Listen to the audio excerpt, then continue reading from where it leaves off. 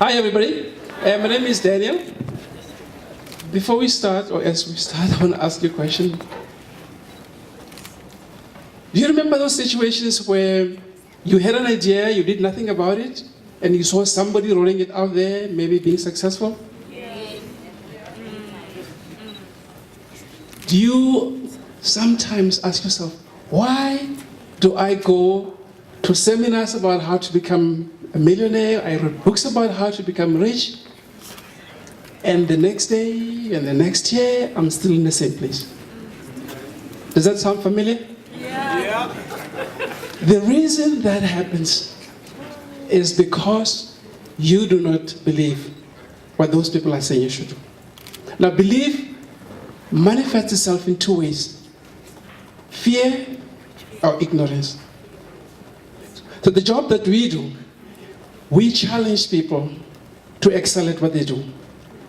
And to do that, we use two methods. One is to educate people about how to deal with fear and how to make sure that you believe in things. The second way is a process. Because you see, most often, think about when you go to the gym.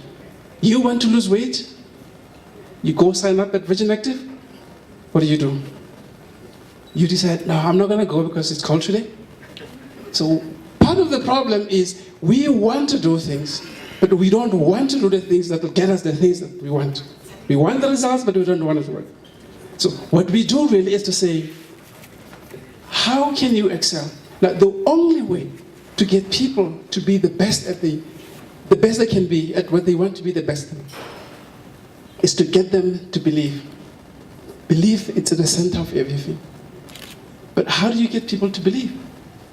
See, we live in a country with lots of problems, lots of poverty, lots of this and this and this and this. And really, we will never, ever eradicate any of those things until we inspire people to believe that this is what I want to do, this is what I can do. Now, at the core of this is, the question that I asked initially is because we don't believe. Either we don't believe in the things that we want to do, or we don't believe that we're smart enough to do it. And it's actually quite simple. We don't believe because of the experiences that we've had. Now, there are three reasons beliefs are formed. One is the experiences that you had. My time is almost up. The experiences we had, what we were told, and what we were modeled. So that's how normally it happens. So what we do is we go into the details of how that happens and how you can modify that. But we also have a process that takes you through. On a monthly basis, you set goals, and our job is to help you face up to the goals that you've set. Have you made progress? Thank you.